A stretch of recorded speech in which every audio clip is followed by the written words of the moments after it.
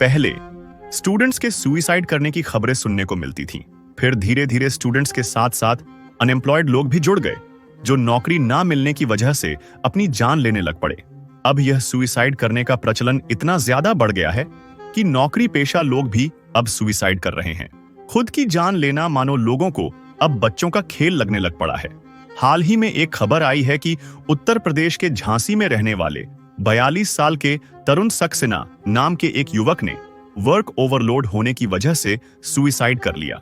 Suicide attempt करने से पहले तरुण ने 5 पन्नों का एक सुइसाइड नोट छोड़ा, जिसमें लिखा था कि मैं 45 दिनों से सो नहीं पाया हूं और इतने दिनों में मैंने मुश्किल से कुछ खाया है। मैं बहुत तनाव में हूं क्योंकि मेरे सीनियर मैनेजर्स मुझ पर किसी भी कीमत पर टारगेट्स पूरा करने या नौकरी छोड़ने का दबाव बना रहे हैं। तरुण के सुइसाइड करने से कुछ दिन पहले चेन्नई के रहने वाले 38 साल के एक एम्प्लॉई ने लाइव वायर अपने गले में लपेट खुद की जान ले ली। और ठीक इससे कुछ दिन पहले ईवाई में काम कर रही एना सेबास्टियन ने वर्क ओवरलोड होने की वजह से सुइसाइड कर लिया। और सबसे हैरानी वाली बात यह है कि एना सिर्फ 26 साल की थी और उसे अपनी सीए की पढ़ाई खत्म कर ईवाई को ज्वाइन किए सिर्फ 4 महीने ही हुए थे। सोचिए, अगर इतनी नामी और बड़ी मल्टीनेशनल कंपनीज के एम्प्लॉइज का यह हाल है, तो छोटी कंपनीज में काम करने वाले एम्प्लॉइज के ऊपर क्या बीतती होगी।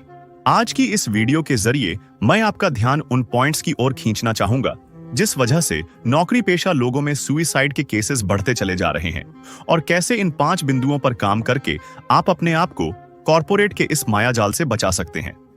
वैसे तो हम अपने चैनल पर पर्सनल फाइनेंस एंड इन्वेस्टिंग की बातें करते हैं, और इन सुसाइड केसेस के पीछे भी कहीं ना कहीं पर्सनल फाइनेंस का एक बहुत बड़ा रोल है, जो आपको वीडियो के एंड में समझ आएगा। इसलिए वीडियो को लास्ट तक जरूर देखें। तो चलिए बिना आपका कीमती समय वेस्ट किए वीडियो के मेन मुद्दे पर आते हैं।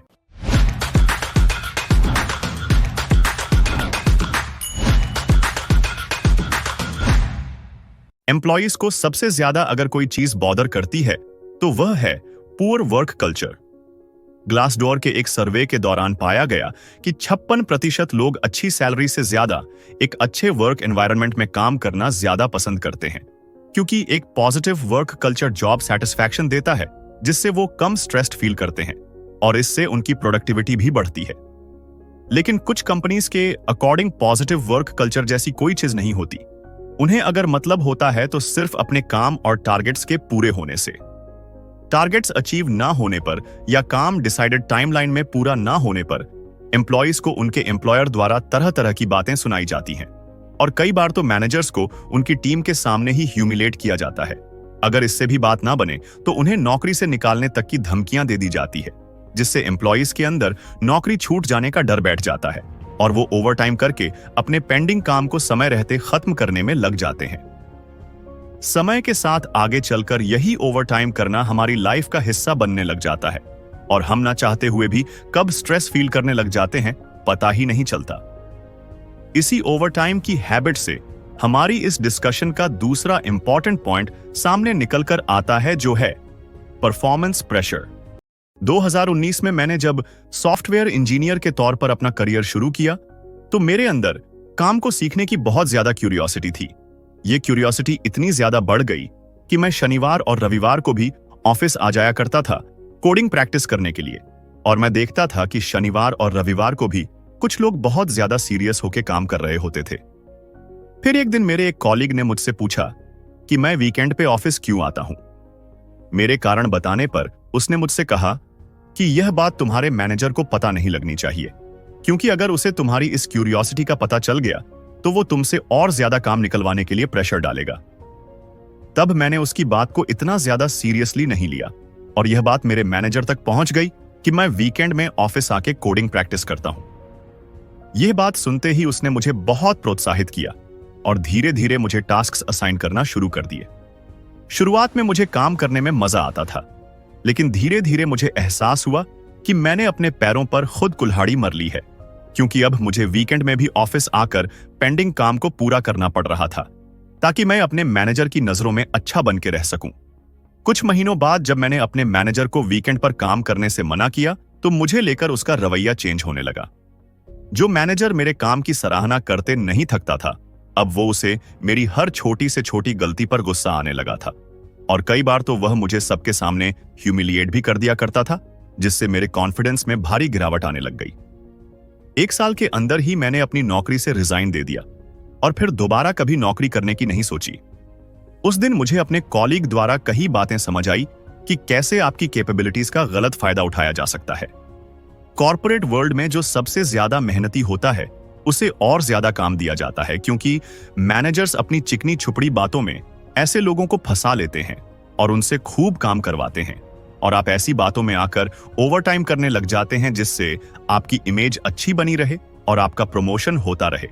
इसी अच्छी इमेज को मेंटेन करने के लिए आपके ऊपर परफॉर्मेंस प्रेशर बढ़ता जाता है, और यही परफॉर्मेंस प्रेशर हमें लीड करता है स्ट्रेस की तरफ। और जहां तक बात रही प्रमोशन की, इसके होते ही हम बिना किसी नीड के अपना लाइफस्टाइल एनहांस करने लग जाते हैं, जिससे हमारी इस डिस्कशन का तीसरा पॉइंट सामने निकल कर आता है, जो है लाइफस्टाइल इन्फ्लेशन। लाइफस्टाइल इन्फ्लेशन का सीधा सा मतलब है कि इनकम बढ़ने के साथ ही हम उन पैसों को उन चीजों में खर्च करना शुरू कर देते हैं जिसकी हमें नीड नहीं है, लेकिन सोसाइटी में अच्छा दिखने के लिए जरूरी है। हमारा गुजारा अनब्रांडेड कपड़ों को पहनकर भी हो सकता है, लेकिन हम फिर भी महंगे ब्रांड के कपड़े पहनने लगते हैं ताकि हम रिच एंड क्लासी दिखें।